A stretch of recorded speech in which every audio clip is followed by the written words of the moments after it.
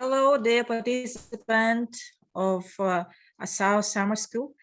Today we're presenting three main universities from Yakutia who are the partners of this summer school.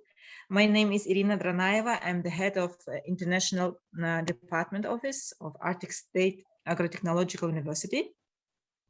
And today our partners from Churapcha State Institute of Physical Culture and Sports will join us, and also Arctic Institute of Culture and Arts. They also will join us. And for the first speaker, let me present to you, it's Sardana Nikolaeva. She's a big friend of our universities. She also studied here in Yakutia, but accidentally she's in Canada now, and she a high qualified specialist in her science, and I think she will she will introduce herself, and I think her project is very interesting from the point of the research and methodology, actually. So please, Sardana, you can start. Okay, thank you, Irina, and I'm going to share the screen. Okay, hopefully you can see this.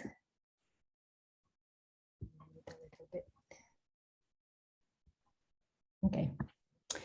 My name is Sardana Nikolaeva, and I'm currently a PhD candidate in the Department of Anthropology, University of Manitoba in Winnipeg, Manitoba, province of Manitoba in Canada. And I'm finishing up my dissertation about the indigenous activisms and indigenous politics in Sakha Republic.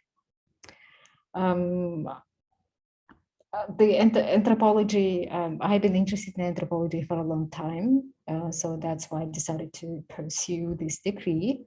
But before that, I'm originally from Nurba, and then I did my undergraduate studies in Mirny Polytechnic Institute, and then I did my master's in the United States, and another graduate degree in the United States as well. But then after that, I decided to move to Canada, and kind of like ended up in anthropology. So today I'm going to talk a little bit about the politics and ethics of research with rural communities. And I'm hoping that we'll have some discussion about the topic, and also if you have any questions about some of the things that I will talk in the presentation. And also, just in case, I also can speak Sakha and Russian. So if you have any questions and you have difficulty with English, you can also ask in Russian or in Sakha, but also in English, because I know that Irina wants you to practice English, and that's why she asked me to present in English, because I was kind of like thinking to present in Russian, but that's okay. Okay, so the politics and ethics of research in rural communities is, in my understanding, is one of the most important topics and one of the important issues, I would say, within the social sciences, not only anthropology, but also sociology, and I would also can add geography, indigenous studies, what else I'm thinking of, political studies, etc., etc. So any kind of research, I would say it involves some sort of political implications and also ethical concerns. So first, I'm going to talk a little bit about the politics of research, and then about the ethics. But one of the things that I want you to remember is some of the things that I'm going to present about here is mostly based on my own experiences as a researcher, and also as an anthropologist. So I wouldn't say that I am the the last person to make decisions, like in the, I would say, like impose my opinions on you. So, but I'm hoping that you'll get some information from the presentation, and maybe we'll think about that more. So talking about the politics of research, John O'Neill and the other scholars, they have a very interesting research with the indigenous communities in Canada. And in one of their articles, they argue that all research is implicitly political. So when they talk about the research subjects, so talking what they mean, the research participants or the research partners or the research objects, specifically within the rural communities, and because they talk about the research, the political research and the politics of research within the context of indigenous communities in Canada. So they say that any kind of research, because research produces knowledge, so in a sense is going to become political, like whether you want it or not. And one of the important implications of the politicized research is especially within the context of the research of the rural communities or with the rural communities, is that you have to consider all of the different factors, political factors, economic factors, and sociocultural factors in order to have the best results, and also to conduct the research in such a way that is going to contribute to the community, but not necessarily to the researcher. Because, and this is another reason why any kind of research is political, because it also talks about we can also talk about the power imbalance between the researcher, someone who does the research, and also the someone who is researched within that project. So talking about the rural communities, so one of the things that I was thinking about is the geographical factors. And the rural communities, when you think about that, especially within the Arctic region, like for instance in Sakha Republic or in the European Arctic, the geographical factor is going to be one of the important factors, one of the important impacts on the quality of life of the people within the rural communities.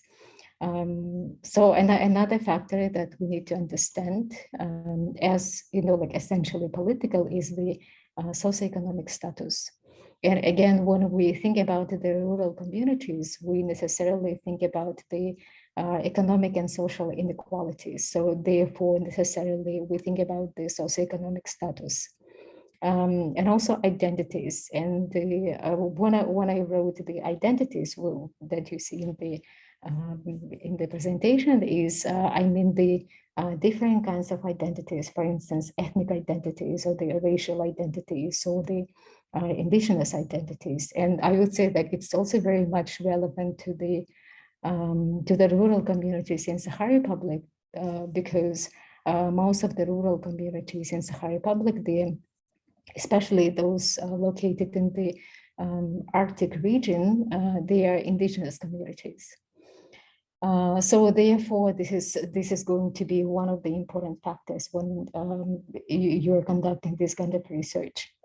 So as I mentioned about the power imbalance between the researcher and the researched, so in that case, we also need to talk about the power dynamics, not only between the researcher and the research, but also the power dynamics internally, so meaning the power dynamics within the community itself, and also the outside power dynamics, because in this way or another way, rural communities and the people within the rural communities, they are dependent on the state and on the government.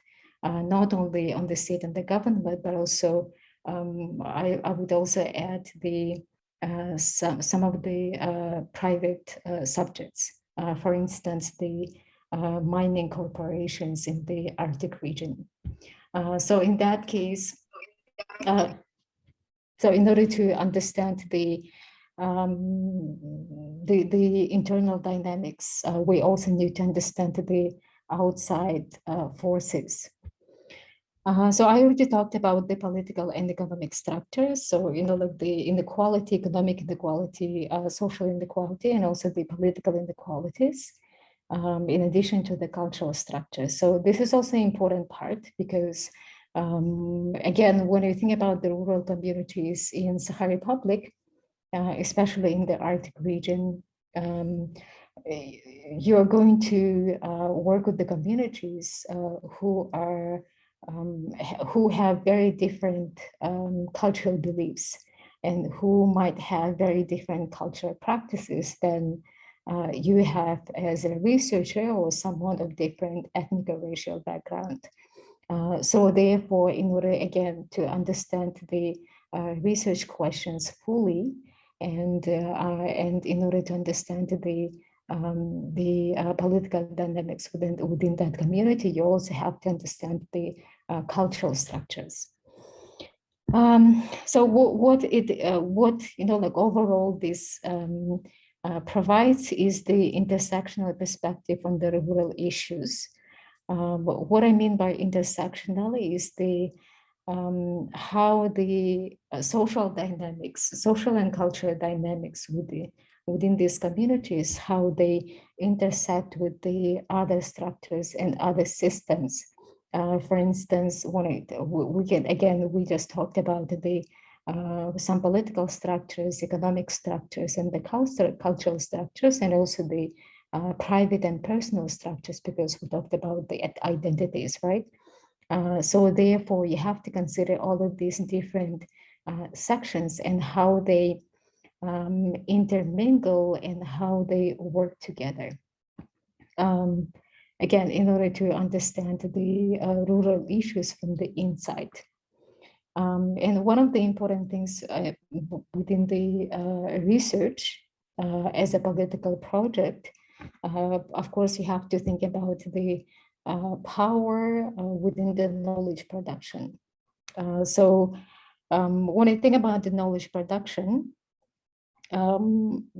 just think about your position as a researcher or as an academic. Like you might be a professor, or you might be a graduate student, or like someone who is going to produce some research about the some people within the rural communities. So in that case, you have a lot of power because you're producing the knowledge. So this is not necessarily the knowledge which is produced by the community members, but the knowledge which is produced by you. And in most of the cases, like you might not be the member of the community. So again, we have this power imbalance in the knowledge production because you are outsider to that community. And one of the important things about the politicized research is the demystification of the research methods. And I'm going to talk about that in the second slide. Okay. Okay, let me see. It's not moving. Okay. Okay, so the second topic, theme, the second theme that I want to talk about a little bit is the ethics in the research. In the research with the rural communities. Again, like we're talking within the context of the research with the rural communities in the context of Sakha Republic, right? So it will be very, very contextual. So the ethics, I believe that we need to understand the ethics, not like some abstract idea, like in this some abstract ideology, but as a practice, like the ethical practice or the ethical actions. And it is particularly important for research with the rural communities, because in a sense, most of the rural communities, they are also marginalized communities. So in that sense, the creating this ethical relationship and the reciprocal relationship with these communities will be the most, I would say, politically correct thing to do. So in order to create this ethical and respectful relationship with the research partners, I identify several points. And these are the points which I have selected from a lot of research with the different marginalized communities, and most of them, not only the anthropological research, but also generally social sciences, and the marginalized communities, and also the rural communities, and the and primarily indigenous communities. I guess because I mostly work with the indigenous communities. So one of the important things that I always note in my research, and also in the research of other scholars, is how they identify their research partners. So I would say, like, the best way to refer to the people who participate in their research is to identify them as research partners. So in that case, the power dynamics between you and the researcher, they're going to be very different, because in that sense, you're going to be the partners in the collaborative research. Like, so the research partners, rather than the research objects, or the research informants, or the research participants. And again, I already talked about the how it emphasizes the collaborative research. So we're talking about the knowledge production collaboration, and also the emphasizing the participatory research methods. So another important factor or point in ethical research is the culturally appropriate ethical standards. So as you can imagine, most of the researchers, they work with the communities who are different from them, especially in anthropology. And before conducting their research, it is required to learn about the culturally appropriate ethical standards, because, as I have mentioned before, the cultural standards and the cultural practices and the cultural beliefs, they can be very different from yours. So therefore, you have to inquire and learn about the cultural beliefs and the traditional knowledge of the communities that you're going to work with in order to show respect, and also from the very beginning to create this important reciprocal relationship. Another important thing within the ethical research is the community research needs and priorities. And this is also one of the things that I find to be very important within any kind of research within the social sciences, and particularly anthropology, is that especially rural communities, they have a lot of the problems and they have a lot of the issues within their communities, and so what they need is they might need some support and assistance from the outside researchers in order to like to explore some and examine some of the problems that they have. So in that sense, the researcher's task and responsibility is going to be examine and exploring the research, not necessarily which is interesting to you as a researcher, but the research which is important for the community itself. Another point is control, and control, this is also really important requirement, I would say, within the social sciences and the anthropological research, is the the researcher must receive the approval to conduct a research about the community. So it's not like, like a researcher, you as a researcher, you're going to show up in the community and say that you're going to conduct this research. And kind of like stemming from the previous point, that means that firstly, you need to recognize some of the issues that are important within the community. And then after that, you have to receive, to be granted the approval for the research from the community members. Another important requirement is to be responsible with the issue how the information is going to be used. So meaning that the data, the research data, and the information that you're going to collect from the community members.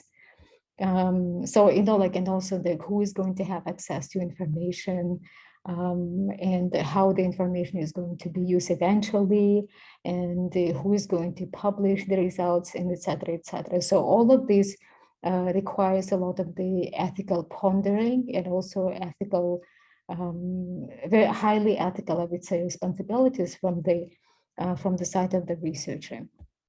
One of the another important point is informed consent and also voluntary participation. So informed consent means that the research participants must be informed about the benefits and the risks of the research. And this is one of the things that is a requirement for all the research within the Canadian universities. But I'm not sure if there is anything like this within the Russian universities, because I have never done any ethical, what word I'm looking for, going through the, the ethical questions at the Russian universities. So I don't have information on that, but this is something that needs to be considered as a very important point. Another important thing, especially because we're talking about the research of the rural communities, is the privacy and confidentiality. Because if you're conducting research with the people, with the human beings, you have to consider to keep the human dignity of the research partners, especially if this is a very small rural community. So in that sense, you have to keep the privacy and confidentiality of all the people who you're going to talk to, you're going to interact, you're going to conduct interviews, you're going to observe or explore some other things within the community. And this is particularly important if you're going to do research with some topics and some questions which might be not risky, but and not controversial, but what word I'm looking for? Okay, let's say controversial, because I can't find the word. So some of the questions that some of the people within the community, they might find controversial to discuss, or difficult or sensitive. Okay, so sensitive, that's the word that I was looking for. So some of the issues, they might be sensitive. So, when someone talks to you about the sensitive topic, about the sensitive issue, so it will be your responsibility as a researcher to keep the privacy of the person with whom you talk to.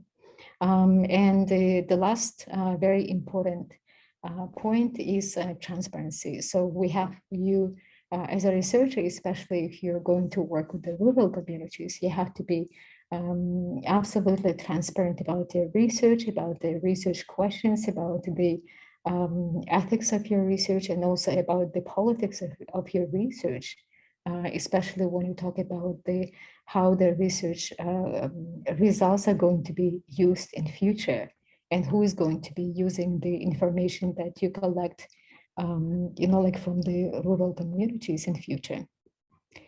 Okay.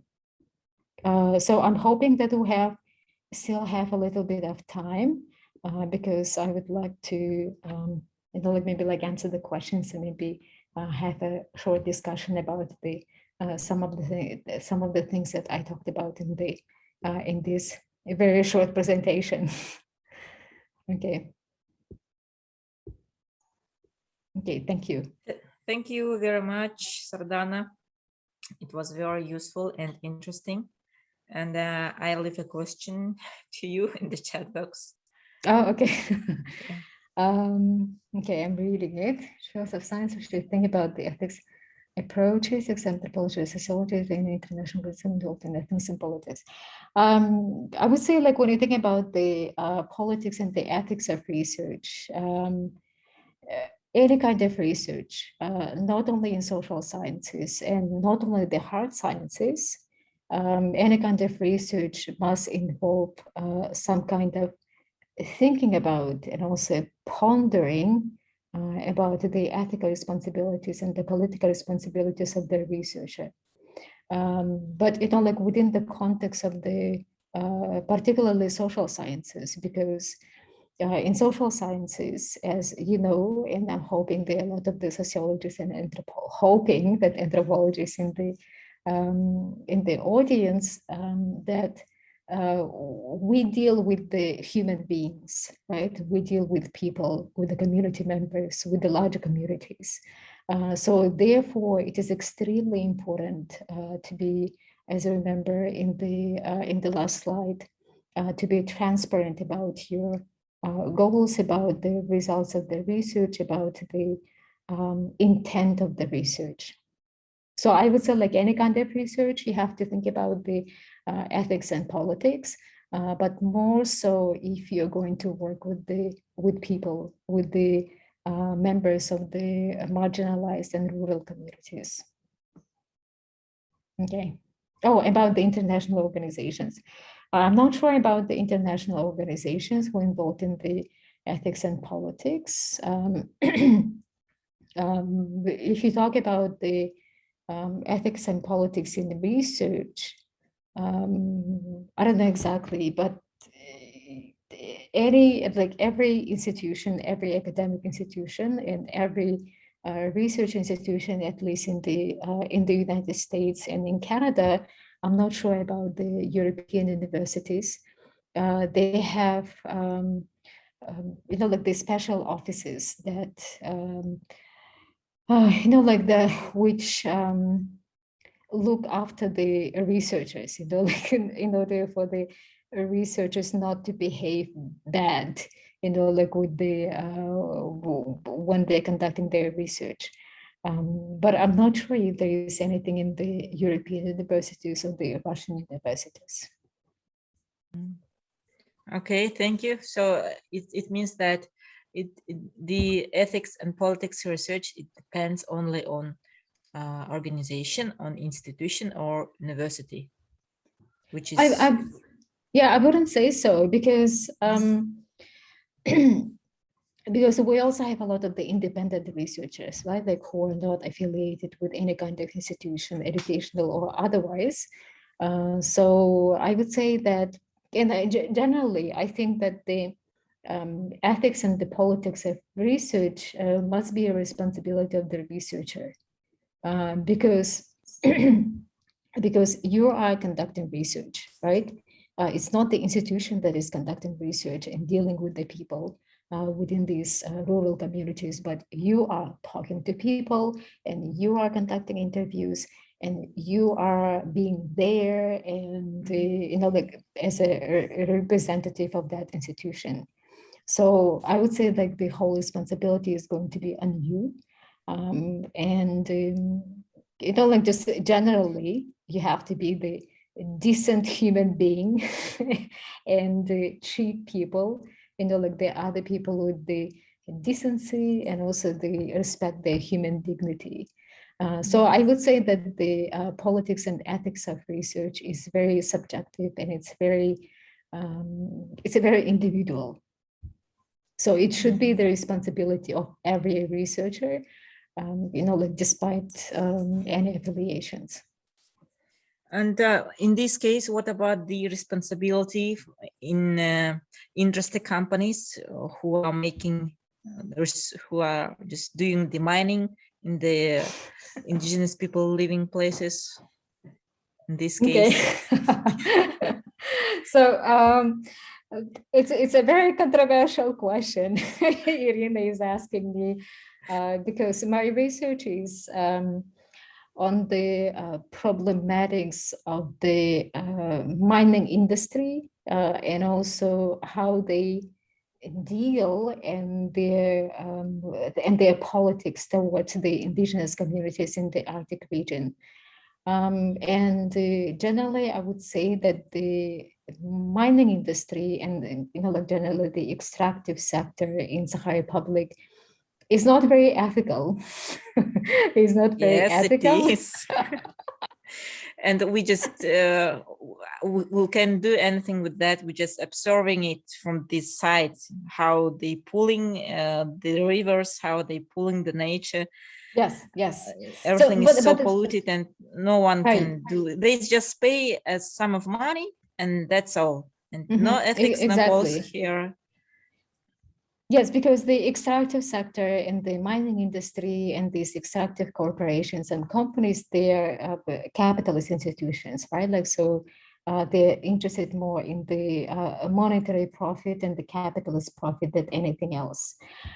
So therefore, this is another way to be ethical as a researcher and to be political as a researcher, which I also think it's really important, especially if you work with the rural communities, because like essentially we're talking about the most marginalized, socially and economically and politically marginalized communities within Sakha Republic, and not only in Sakha Republic, but also in other places.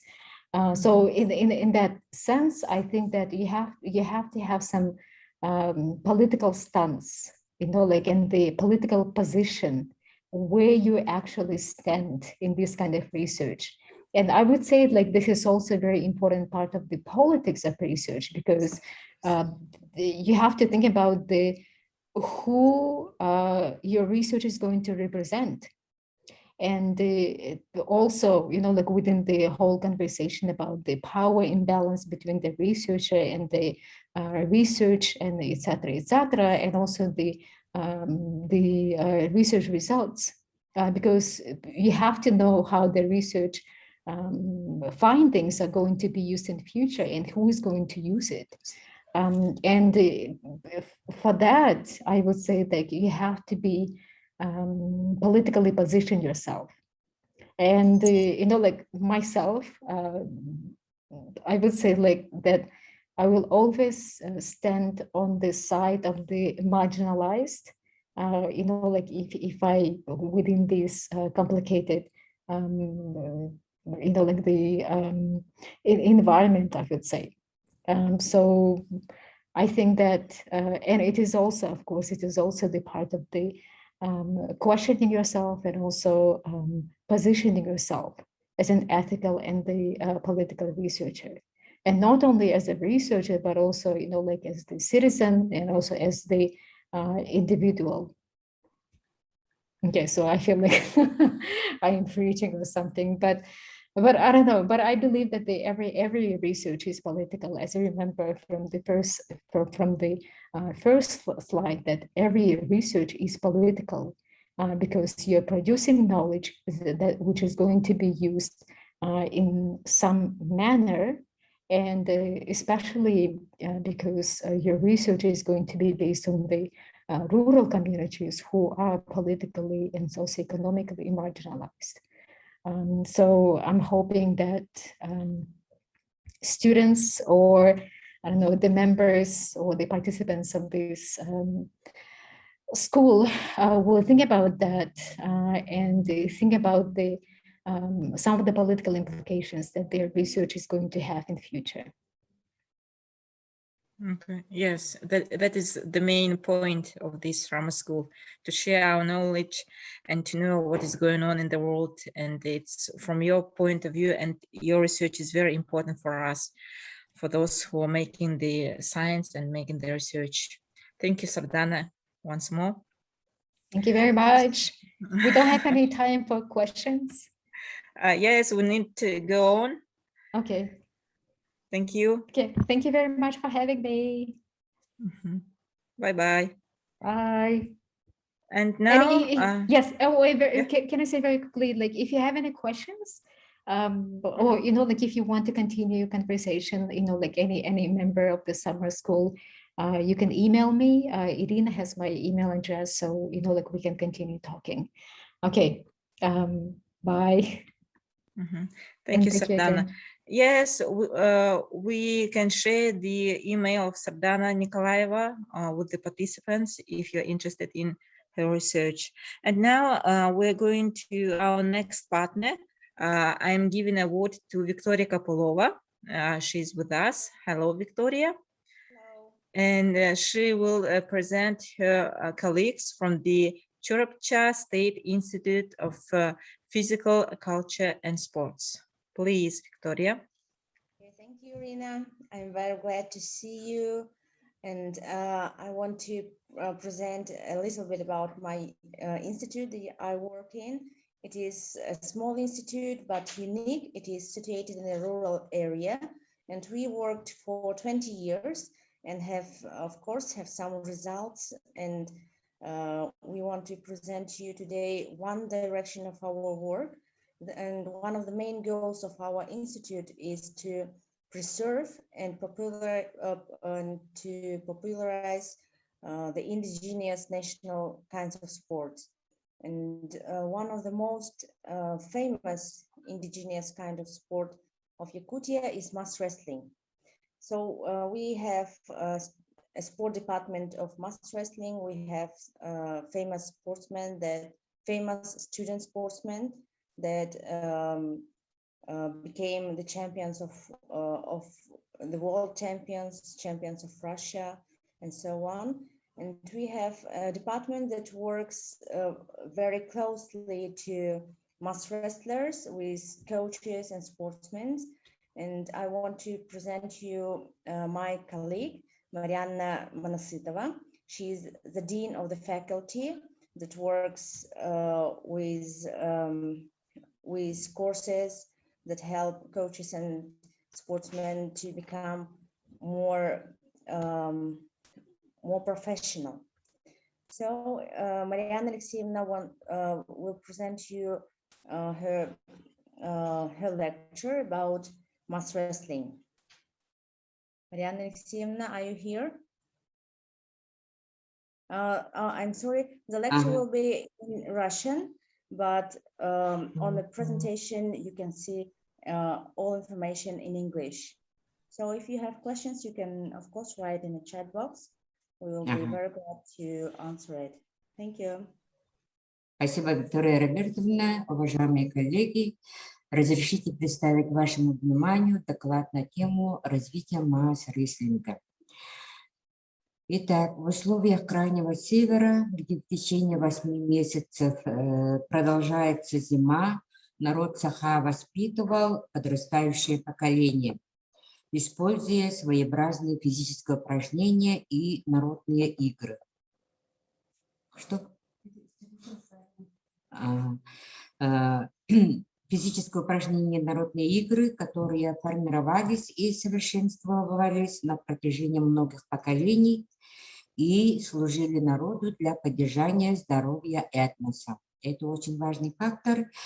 Валерий Пантелеймонович Кушнев в своей книге «Национальные виды спорта Якутской ССР» пишет о том, что исторически сложившимися факторами, способствовавшими возникновению своеобразных физических упражнений, игр и состязаний у народов Крайнего Севера, явились тяжелые условия труда в скотоводстве, земледелии, охоте, сложные характеры производственной деятельности и экстремальные природно-климатические условия.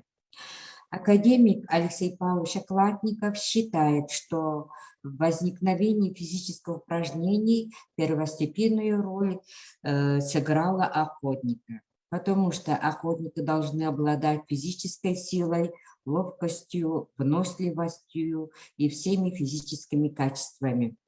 Сегодня якутские прыжки, капсагай, масс-рестлинг от народной забавы переросли в самобытные национальные виды спорта. Развитие национальных видов спорта является одним из приоритетных направлений государственной политики Российской Федерации в области физической культуры и спорта. На слайде мы видим численность занимающихся масс-рестлингом в Республике Саха-Якутия, в Российской Федерации и в мире. Если, как видно, да, если в 2019 году было занимающихся масс-рестлингом 6200 спортсменов, то сегодня их стало уже 50 тысяч человек. В 57 регионах Российской Федерации развивают масс-рестлинг аккредитованные региональные федерации по масс-рестлингу. По состоянию на сегодня в 60 странах официально зарегистрированы национальные федерации, вступившие в Международную федерацию масс-рестлинга. Если в 2019 году было проведено всего 34 соревнований по масс-рестлингу и приняли в них участие 2124 масс-рестлеров, то в 2021 году проведено всего 56 соревнований, где приняли участие 5900 спортсменов. Проводятся официальные международные соревнования.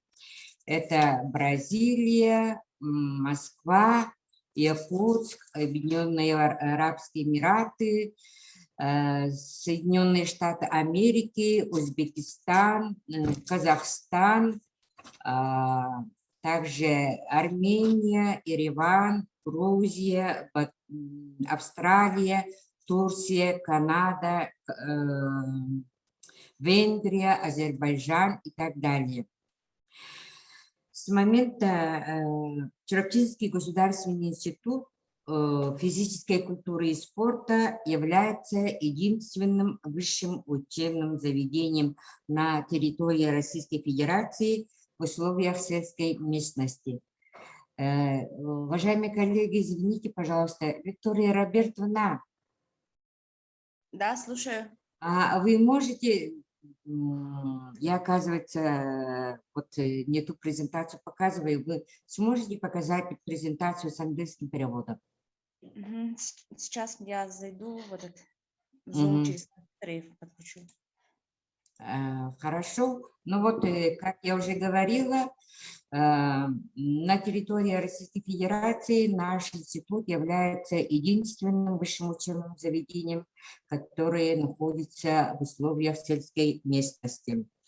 И с момента основания нашего института открыто отделение масс-рестлинга, а в 2011 году,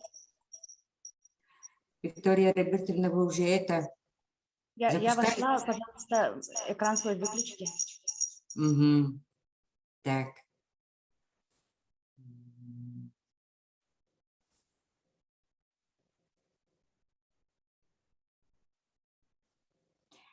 Пожалуйста, вы сможете? Уважаемые коллеги, я извиняюсь, тут у нас, ага, вот. И с 2011 года была основана кафедра спортивных единоборств, традиционных игр и состязаний. Открытие кафедры связано с дальнейшим сохранением, развитием народных игр, спортивных состязаний и с необходимостью подготовки специалистов в данном направлении. За годы работы института по масс-рестлингу подготовлено более 150 выпускников, из них более 20 выполнили норматив мастера спорта Республики Саха-Якутия, почетного мастера спорта Республики Саха-Якутия и более 40 выпускников норматив кандидата мастера спорта Республики Саха-Якутия, мастера спорта Российской Федерации и мастера спорта международного класса. Для развития масс-рестлинга нашим институтом что делается? Во-первых, приказом Министерства спорта Российской Федерации от 5 ноября 2019 года утвержден федеральный стандарт спортивной подготовки по виду спорта масс-рестлинг, разработанный именно нашим институтом. Но вы все понимаете, что разработка федерального стандарта – это очень большая работа. Во-вторых, наш институт работает над выполнением государственного задания на 2021-2023 годы на тему «Научное обоснование применения в спортивной подготовке масс-рестлеров специальных технических средств, позволяющих получить оперативную информацию о кинематических и динамических показателях тренировочной и соревновательной двигательной деятельности Министерства спорта и Министерства науки и высшего образования Российской Федерации». Последние годы защищены две кандидатские диссертации, которые на слайде. Далее изданы по этим диссертационным работам 2 монографии, также на слайде. Также изданы методическое пособие «Основы спортивной подготовки по масс-рестлингу» на английском языке, сборник научных трудов «Опыт, проблемы и перспективы развития масс-рестлинга», методические рекомендации, систематизация средств и методов национальных видов спорта с учетом направленности упражнений на развитие физических качеств авторской группой преподавателей Чураптинского государственного института физической культуры и спорта. В-шестых, зарегистрированы программа «Контроль и учет физической нагрузки» и патент на устройство для оценки тяги в масс-рестлинге. В-седьмых, разработан интерактивный анатомический атлас, который мы показали также совместно с Самарским государственным медицинским университетом. Восьмое. Всего за годы работы института проводятся курсы повышения квалификации по масс-рестлингу, в том числе курсы были проведены и в Венгрии, и в Казахстане. В этом году наш институт получил статус федеральной экспериментальной площадки по теме «Комплексное обеспечение подготовки спортивного резерва по виду спорта масс-рестлинг». Данный статус позволит развивать не только масс-рестлинг, но и национальные виды спорта народов Российской Федерации. Все федеральные экспериментальные площадки на слайде. Также в 2021 году мы получили государственное задание Министерства спорта Российской Федерации по реализации федерального проекта «Спорт. Норма жизни».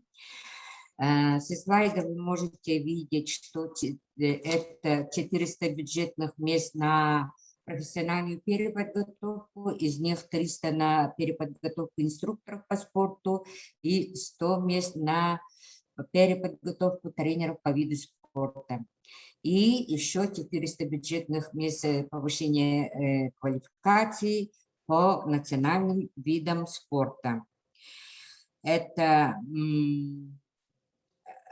государственные задания в этом году мы реализовали в 38 регионах. Хочется особенно подчеркнуть то, что именно совместная работа с министерствами спорта различных регионов Российской Федерации оказывает мощную поддержку в реализации федерального проекта «Спорт. Норма жизни» нашим институтом.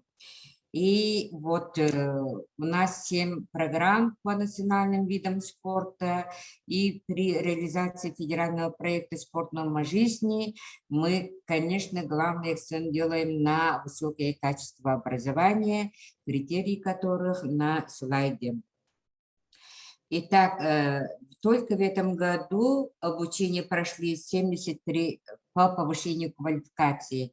73 тренера по масс-рестлингу, из них 2 заслуженных тренера Республики Саха-Якутия, главный тренер Российской Федерации по масс-рестлингу, старший тренер Республики Саха-Якутия, 3 мастера спорта международного класса, 5 мастеров спорта Российской Федерации, 2 чемпиона мира из Республики Саха-Якутия, Пермского края, Калининградской области, Республики Коми.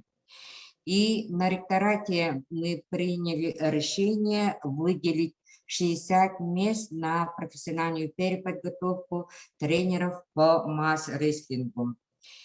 А на слайде вот вы видите, сколько процентов составляют внутренние по повышению квалификации по национальным видам спорта, внутренние и внешние лекторы, которые реализуют вот этот проект. Также мы привлекаем профессорско-преподавательский состав других образовательных учреждений, и остепененность их составляет по повышениям квалификации это 80%. У нас лекторы все ученые, а по профессиональной переподготовке 81%. Так далее на слайде вы видите вузы-партнеры, которые вместе с нами реализуют, выполняют государственные задания Министерства спорта Российской Федерации. Следующий слайд, пожалуйста. И, ну вот, в этом году наш институт планово провел научный десант. Вот это большое мероприятие мы так и называем, научный десант Чураптинского государственного института физической культуры и спорта по регионам, где реализуется вот эта программа. И вот на слайде вы видите, мы были 3 раза в Калининградской области, в Республике Тыва, в Республике Коми, в Москве, в Ставрополе, где и что там нами сделано, все в этой таблице можно увидеть. Вот Калининградская область, там круглый стол, подписание соглашения с Министерством спорта вот вышеназванных регионов, вот фотографии с этих событий, то есть научного десанта, фотофакты Ставрополя, Москвы, Республики Тыва, Коми, Калининградской области. Вот все это вы видите на этих слайдах. Далее, вот это последний слайд, идет торжественное вручение дипломов о прохождении курсов профессиональной переподготовки в Калининградской области. Только в одном Калининграде наш научный десант побывал целых 3 раза. Вот это Коми, подписание соглашения. Итак, по итогам курса профессиональной переподготовки мы решили проводить всероссийский конкурс «Лучший научный проект» по итогам курса повышения квалификации. И по состоянию на сегодня 349 человек уже защитили научные проекты, получили свои дипломы, из них 42 проекта отмечены победителями всероссийского конкурса «Лучший научный проект» в рамках курса профессиональной переподготовки. И из 150 инструкторов и тренеров по виду спорта, то есть которые уже защитились, 32 дипломные работы стали лучшей дипломной работы в рамках всероссийского конкурса, в рамках курса профессиональной переподготовки. И вот эти работы опубликованы в 2 наших научных сборниках института. Так, следующий слайд, пожалуйста. Ну вот, и по итогам, одним самым важным событием этого года мы считаем проведение Всероссийской научно-практической конференции с международным участием, инновационные аспекты физкультурно-спортивной деятельности, которая была приурочена к проведению 21-й спартакиады по национальным видам спорта «Игры Манчары». Организаторами научно-практической конференции являются Министерство спорта Российской Федерации, правительство Республики Саха-Якутия, Министерство образования и науки Республики Саха-Якутия, Министерство по физической культуре и спорту Республики Саха-Якутия, Чурапчинский государственный институт физической культуры и спорта, Республиканский центр национальных видов спорта имени Василия Манчары, Арктический научно-исследовательский центр Академии наук Республики Саха-Якутия, некоммерческая организация Ассоциация национальных видов спорта и игр народов Якутии Сахада Спорт. И, как вы видите на слайде, приняли участие сам министр спорта Российской Федерации Олег Васильевич Матыцин, президент Олимпийского комитета России Поздняков Станислав Алексеевич, ну и со многих зарубежных стран, с Белоруссии, с Польши, с Монголии, с Соединенных Штатов Америки. Также приняли участие представители многих регионов Российской Федерации. И вот за 2 дня проведения конференции по Zoom подключились более 900 человек из 45 регионов Российской Федерации, в том числе более 500 с числа слушателей курсов повышения квалификации и профессиональной переподготовки.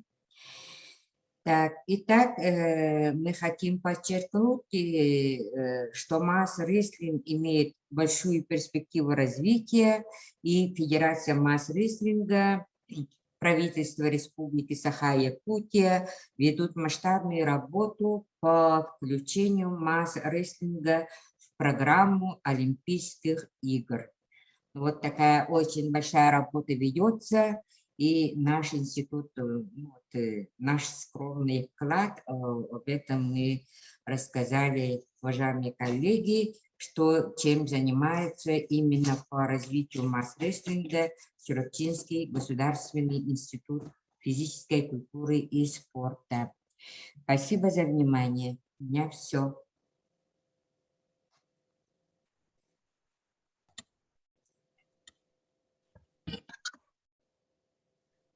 Спасибо, уважаемые коллеги. У вас будут вопросы? Is there any questions for Mariana Alexeyevna?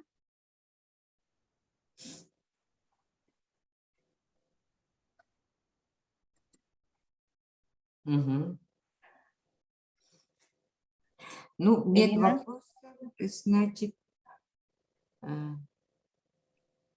информация была полная. Да, видимо, информация была очень полная.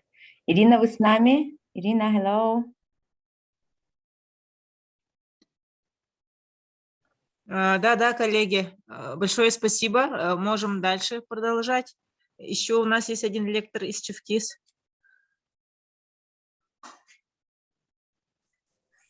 Нет, больше из Чевкис нету. Вчера выступили. Ага, хорошо. Thank you. Okay, thank you. Thank you very much. It was very interesting and a very full presentation from our partner. And now please welcome our next participant from Arctic State Institute of Culture and Arts. Alena Gerasimova will join us, and Daria Burnashova. She will help us and moderate the speech from Alena Gerasimova. Please. Good morning. Good morning, everyone.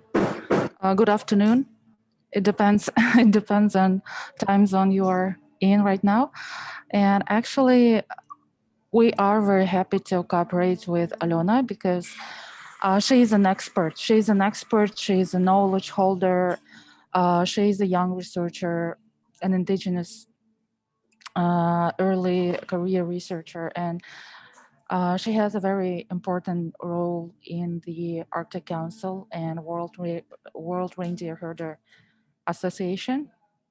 She doesn't exactly work at the Arctic State Institute of Culture and Arts as me, but as I said, we are very, very happy to cooperate. And I hope that we will cooperate further in more projects in the future. So I give floor to Alona. Thank you. Thank you, Daria. And thank you, everyone. Thank you to the organizers for welcoming us to come and talk to all of you today and share about our organization and the project that we have been working on lately, which is supported by the Arctic Council. Let me introduce myself again. So my name is Alona. I am indigenous Evenki from a reindeer herding family and I was born in Nerungri district of the Sakha Republic of Yakutia. I have a master's degree, the Arctic Studies from the Versailles University. And now I work at the International Center for Reindeer Husbandry as a project coordinator. And also I'm a vice chair of the board at the Association of World Reindeer Herders. And so reindeer husbandry is an ancient livelihood which is practiced mainly by indigenous peoples that live in the circumpolar north.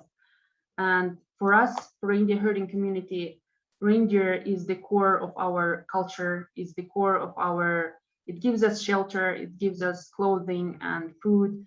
So we really respect this animal and our worldview, our everything, tradition is everything and knowledge connected to the reindeer.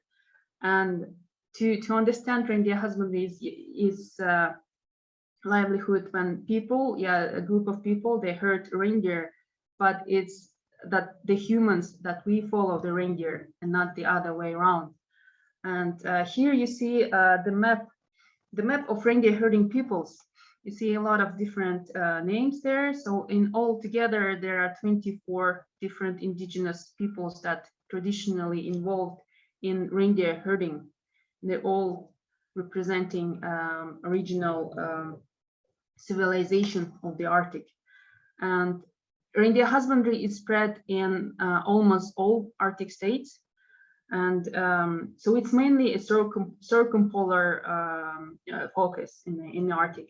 And of course, Arctic is the home for a wide diversity of indigenous peoples that represent, again, the diversity of cultures, languages, traditions, and food systems. And we, as we engage particularly with reindeer herding, indigenous communities, and so to speak, the nomadic indigenous peoples of the Arctic. And reindeer herding peoples from different reindeer herding areas, they can be of different ethnic nations, of different ethnic groups, but there are a lot of similarities that you can find between the reindeer herding peoples being nomadic, living and working outdoors and sharing similar customs, but also sharing similar challenges in their communities. So when we talk about reindeer herding, it's important to point out that there are two main types of reindeer husbandry, tundra and taiga. So tundra reindeer husbandry is mainly spread among Sami people, Nenets or Chukchi, for example, and is characterized by reindeer herders have big herds of reindeer, I mean, in numbers. As I said, that people are following reindeer because reindeer have to change its diet, change its pastures during the year. And so people are following the reindeer, the whole herding reindeer to new pastures. And in tundra, they have long migration routes. The economy of tundra herders is mainly based on meat production, while in taiga reindeer husbandry, and also, as I mentioned, I am a Venki, so my people belong to the taiga type of reindeer herding. And this type of herding characterized by a much smaller number of the herds, because of course you can see the landscape is different and it will be difficult to have thousands of reindeer in one herd and trying to not control, but trying to herd them. And also milking of reindeer is mainly spread among the taiga reindeer herders. And another significant characteristic for taiga reindeer husbandry is that the tamed reindeer are used for transportation, both riding and sledging. And also taiga herders, they try not to use reindeer, the reindeer they own for meat, because there are not so many reindeers. So therefore the taiga herders also hunters. Hunting is another important activity to also provide the food sources. So this is my region, my home region, Yakutia, and I'm from the southern part of Yakutia. And there are 5 different indigenous peoples, indigenous minorities in Yakutia that traditionally involved in reindeer husbandry: Evenki, Ven, Dolgan, Yukagirs, and Chukchi. Altogether now, for today, there are 1,200 herders that constantly work with reindeer in Yakutia, with 170,000 reindeer, which makes Yakutia the 3rd largest reindeer herding region in Russia. But also I'd like to say that Yakutia has played an important role in foundation of our association. Back in the 90s, when the Association of World Reindeer Herders, which is an observer to the Arctic Council, it has been founded in 1997. But the basis, the foundation for this association, it arose long before, when in 1990, a group of Sami reindeer herders from Norway, they had a visit to the event reindeer herders in Topolina in Yakutia. So that was the first ever, I mean in contemporary history, the first ever international collaboration of reindeer herding indigenous minorities of the world, which led to this cooperation. So the purpose of our association is to, of course, to support the cooperation between different reindeer herding peoples, but also that mainstream society, well, mostly the most public mainstream society is not always aware of the challenges of the or the issues about reindeer husbandry. So now the goal of our association is also to spread information about reindeer herding, about reindeer husbandry to the mainstream society. And our association has every 4th year since the beginning has the World Reindeer Herders Congress. This is a unique cultural event where reindeer herders from all 29 reindeer herding regions get together, work for a few days, develop a common voice to address their challenges or exchange experiences. It is a very historical also event for reindeer herders themselves, because it is a very indeed the cooperation from people to people cooperation when they meet. And this is our goal this is the goal of the Congress also, to provide this meeting where herders can meet. And you know that the Congress was, the 7th Congress was supposed to be held this year in Khanty-Mansiysk in Russia. But of course, unfortunately, since all of us have faced the pandemic restrictions, for the first time in the history of our association, the Congress has to be postponed 1 year, mainly because the wish of our herders was that they didn't want to have an online meeting. They want to meet physically, meet in flesh, to see each other. And also the members of association supported this, and the Congress is going to happen the next year. You can here follow our website and see on the news. And of course, there are, as I said, the association addressing the common voice, the challenges of reindeer herding communities. And yes, there are in our homelands, the northern homelands, not only herders, but other indigenous peoples also are changing in very profound ways in the long history of our Arctic peoples. And of course, the loss of traditional knowledge, the loss of indigenous languages, the socio-economical challenges, and all of that interconnected. And on top of everything is, of course, the climate change and globalization. So our communities have to spend a lot of energy and resources, capacity to struggle with these negative effects of these changes in the Arctic. But what we think, maybe we also try to find a way in ways where we could utilize the opportunities of this changing in Arctic, because on the other hand, it could be true that when changes happens, it can be both challenges and can be both the opportunities. Maybe we should try to look at that. That's what we believe. And of course, the central here, we think, is to look at our traditional knowledge, the knowledge that was developed by our communities for many, many centuries and transmitted to one generation to another. And it can be seen as this knowledge is actually the foundation of our existence, our indigenous existence, and our livelihoods. And maybe that also could be a part of the path to the future in this time of changes. So yes, we believe that it is the traditional knowledge that is the key, that is the key to stay resilient in times of changes. And that's why what we say, that we have to use the knowledge of our own people to develop our own societies. And and perhaps, yes, indigenous peoples, they have many ways to adapt based on their traditional knowledge. But we believe one way is to look at it is to have a closer look at our food systems, the knowledge of our food systems.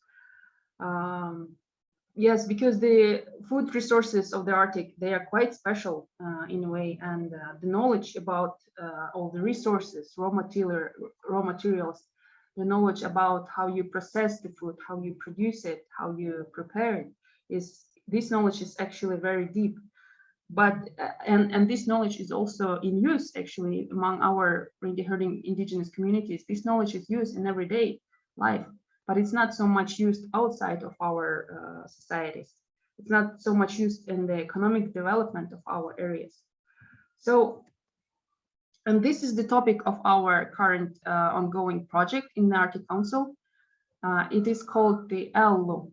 Ellu it is a Sami word in Sami language, which means reindeer herd. And reindeer herd is the basis for our food systems. This project started in 2015, and it is devoted to the food cultures, knowledge about food cultures, and indigenous youth. So what we were thinking is to try to see, in all these times of challenges and changes, try to see how to turn this around and maybe investigate how can we use our own knowledge, our own knowledge on food, and strengthen our communities, ourselves. So we had so far over 70 workshops. We traveled to remote areas, mainly with a circumpolar focus, and other places where we could meet reindeer herders, and you could see on the map. And so it was workshops, seminars, inviting scientists and indigenous elderlies, documenting knowledge, cooking together, discussing food. So a lot of actions, and also making reports from that. And the focus always was to engage youth. It was always important for us to be able also to let the youth, the young people, to lead the project themselves, the way that they see it, what they have to say about that. And one might think that what is Arctic food? It's just meat, fish, and berries. Well, yes, but also you can prepare actually a lot of different dishes based on the resources that we have. And it is actually the Arctic food is very, very rich. The recipes are very rich. So And also here you can see the participants of the ELO project. They are indigenous students from different indigenous minorities of Russian North. They study at the Institute of the Peoples of the North in St. Petersburg. And after being involved in our project, these students, they got some insights that they devoted their researches, their master and bachelor theses to study and document the knowledge of their own peoples in their villages, in their communities, and they were writing the research papers. So it was really exciting to learn about that. And what interesting was, well, you all know probably that indigenous languages are also disappearing, especially among the younger generations. So this project also inspired the students to have a dialogue with the elder people, and they had to use the vocabulary of their language that they did not use before. So it was great also for them to learn something about their own food, their own culture. So as our project progressed, we made a report to the Arctic Council, which was presented at our Arctic Ministerial in Alaska. And this is the cover of this book. So we made it in this form of a culinary book. There are about 50 authors, and majority of them are indigenous youth working together, documenting knowledge about their old recipes and etc. So, but then the book also continued its way, and it got to the prestigious International Gourmand Awards, which is a competition among cookbooks in the world. And moreover, it became the best cookbook of the year in 2018 in Yantai in China. So what for us, it means that it's a huge recognition of our work, of the youth, and recognition of the knowledge of our people. Because this book is not just recipes, it's the book about the people, about our people understanding of food. And this book was in a competition with 1,362 books from more than 100 countries. So it indeed a great recognition of our work. And also within the ELU project, we try to also have the opportunity for the young indigenous peoples to learn, to gain new knowledge, build leadership capabilities, and also there's focus on training courses on food, for example, food innovation leadership, or this Arctic training course for indigenous youth that we had this January, online course for indigenous and people and young reindeer herders. It is important. We think it is important to involve youth, to let them have an opportunity to learn, broaden their network and build competence and confidence by stimulating their discussions, and also empowering them to use and to be proud by the knowledge that their people, our communities have. And also, when we when we work with this project, we always like to stay true to the philosophy of our ancestors, to our communities, that when you use something, for example, in my community, in my Evenki people, we are also hunters. And I really remember from the very being a child, I remember people saying, so that do not kill too much when you hunt, not to kill more than you need to use in the near future. Always leave it. So it was always this philosophy, this thinking and understanding of being careful, and the foundation for it is that you only take what you need, and you should utilize everything, every bit of it, and share with the others. So reindeer herding economy was circular economy, actually, historically, and now the world is following on. You can see everyone looks at the circular or sustainable and so on. And in fact, when we think about the current food trends, it's so interesting to see how Arctic indigenous food systems are amazingly aligned with the international trends now. I mean, the origins of food, in genuine food, healthy food. It's all very, the topic of food and food security is on top of agenda worldwide. So it is amazing to see that. And probably that was also why our book won at this amazing competition. And also I'd like to share with you, this is the work of my mother. She was writing, and me also participating. I participated in documenting all recipes of our people. And my mother, you can see in the middle of the slide, she wrote this book about my people's traditional cuisine. So there are also stories from elders of our community, old recipes. And on the other picture here, you see me working, and this is my mother, me teaching me how to work with the intestines of the reindeer. So we've been involved in everything that which is connected with our food and cooking. And I'd like to say that this book, my mother's book, has also became a winner in one category, the Gourmand Award, which again proves the international attention and value of the indigenous people's food systems, Arctic systems. And just to round off, I would like to say that indigenous people's food systems and traditional knowledge, they have potential. We believe that they have potential, and we need to use our own knowledge. And it can play a larger role even during these pandemic times. What the pandemic was teaching us, maintaining the food security, food important for well-being of our indigenous communities. And of course, reindeer herding is an ancient livelihood, and its future lies with young reindeer herders. They are the children, they are our future. So we need to invest in them. They should have an opportunity to learn, share experience, and have to say things that matter for them. I think it is important it is critical for reindeer herding and indigenous communities of the world to invest in their youth. And I think this is what our project ELU is about. Thank you very much for your attention.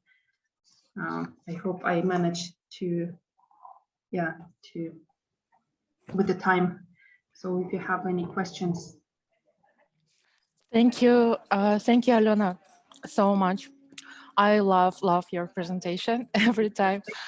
You manage to present lots of important information, and the timing is indeed perfect. We did already.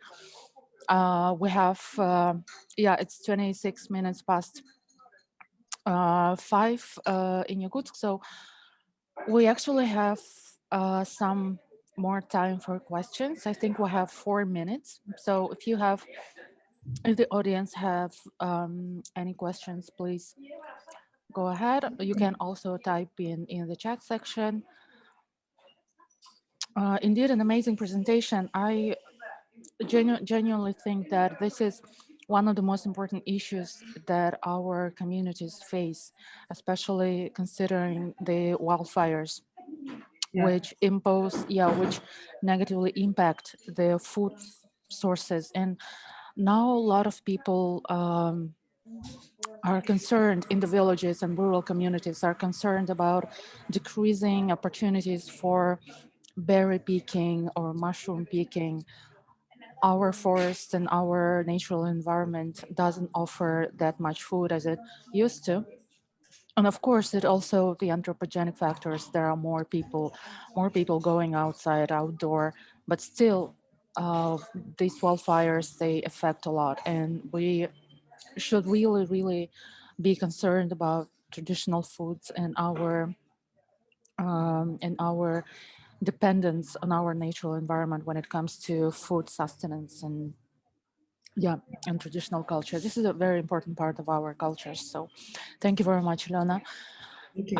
If there are any questions from the audience. Yes, I want to ask a question from Alena. So Alena, maybe you have the prospect or information about the upcoming events from the EALO. What is most interesting? Maybe this autumn you're going to hold some conference or just meeting, so our participants also are interested in, and they also can just fill in the some questions and maybe registration form, so we can participate and see what is going on. And are you planning to join in Northern Forum this autumn in Yakutsk? It's the second question. Thank you. So thank you. Yes, so as you saw, maybe you had time to see on one of the slides that yes, our project is still ongoing till there are 2 more years. So for the Russian chairmanship, we still are working with this amazing project, which I must say one of my favorite projects that I have been involved with. Yes, so we are planning. There are plans, of course. This pandemic has, it created a lot of challenges for us. For example, only last year, when the borders were closed in March last year, we organized the first festival of indigenous peoples. There were a lot of people invited to Norway to cook together, but it was special that there were some famous chefs from France and from London. So the idea was to gather together cooks, the professionals, and also our indigenous peoples. And not that we learn from professionals, but more the other way around, that they could learn from us what our people could tell them.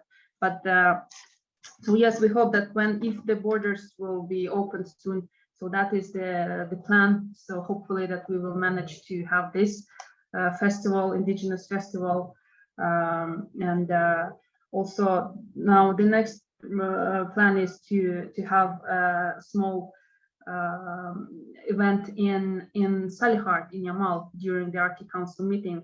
Unfortunately, we are limited in the number of participants because, again, of the pandemic restrictions. And there will be herders, young youth from Yakutia, Yamal, and hopefully from the Scandinavian countries, also cooking together and getting to know the Nenets people's reindeer herding. And next year we have the Congress, the International Congress of Reindeer Herders, which also we will be devoted to the food, with the food topics. And we are working on online courses for indigenous communities. There is always something. We are not so many people, so it's but we are trying our best to spread. And there is you can find me through Daria, and also I will share later here our portal where also you can find some information. So we really hope that we will continue. And also another plan was to maybe organize some sort of a Arctic food laboratory where indigenous people can work together and also could help them, for example, find innovative ideas, help develop their businesses based on the indigenous food systems. There are a lot of opportunities, as you saw probably from the presentation. So yes, we have plan and it's ongoing. There will be more information for the next 2 years. I don't know, maybe we will make another food book, who knows, but because there is still a lot of knowledge that we can share, we can document. Is important to document. And the second question about the Northern Forum, yes, hopefully. Well, my plan was that I will go to my reindeer to Taiga, and of course I don't have connections there. But maybe yes, maybe I will return by that. Yes, I'm aware of this Congress, and actually our association has on the 27th of September, the association has a small workshop on about traditional knowledge and the rights to traditional knowledge holders and with indigenous representatives. So we will have a small meeting there. And hopefully, yes, hopefully I can take part in this if I'm back in time from my reindeer. Okay, thank you, Alena. I hope that we will meet there with you. Thank you. Thank you for all the comments. Thank you for all the comments. Thank you very much. Спасибо вам, Алена, огромное. Очень рады, очень счастливы с вами работать вместе всегда. И надеемся, будем держать контакты и будем давать друг другу знать о предстоящих каких-нибудь проектах. И спасибо, хорошего дня. Спасибо большое. Спасибо большое. Всем удачи и до свидания. Thank you very much to everyone. Good luck, everyone. Thank you. Спасибо. Спасибо, до свидания. Итак, уважаемые участники летней школы, на этом мы завершаем наш финальный день. Спасибо вам большое за участие. Я бы хотела поблагодарить наших партнеров вуза Якутии. Мы вместе работаем в консорциуме 3 отраслевых вуза. Это АГАТУ, Арктический государственный агротехнологический университет, АГИКИ, Арктический государственный институт культуры и искусств, и ЧФКИС, Чурапчинский государственный институт физической культуры и спорта. Мы проводим данное мероприятие уже 2-й год, традиционно в летнее время летние школы, в зимнее время зимние школы. Я хочу вам сказать то, что все записи будут выложены на странице YouTube нашего университета. Кроме того, все участники школы и лекторы, слушатели, они могут отправить свои статьи для публикации в научный журнал АГАТУ. Номер выйдет в конце этого года, в начале следующего. Журнал индексируемый в РИНС. Все статьи, требования к ним также были ранее высланы. Вы это можете сделать.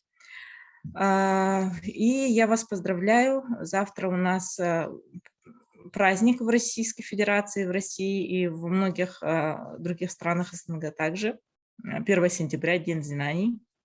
Поздравляю всех моих коллег с этим прекрасным праздником.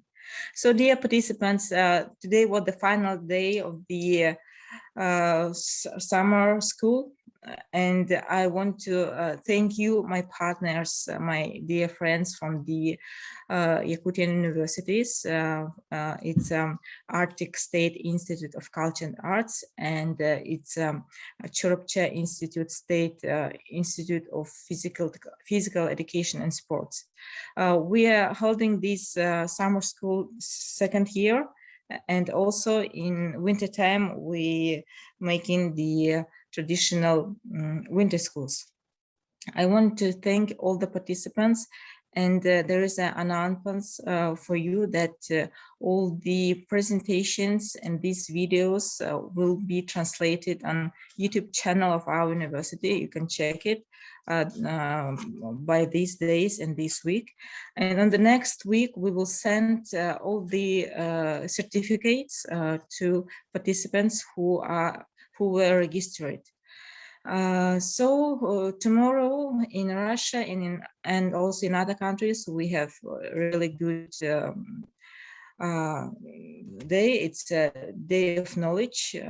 This is a day for school children who goes to the school. This is the celebration for students who starting their education year in this 2021. And thank you very much for your participation, and see you later on our next events and our next online meetings. Bye-bye.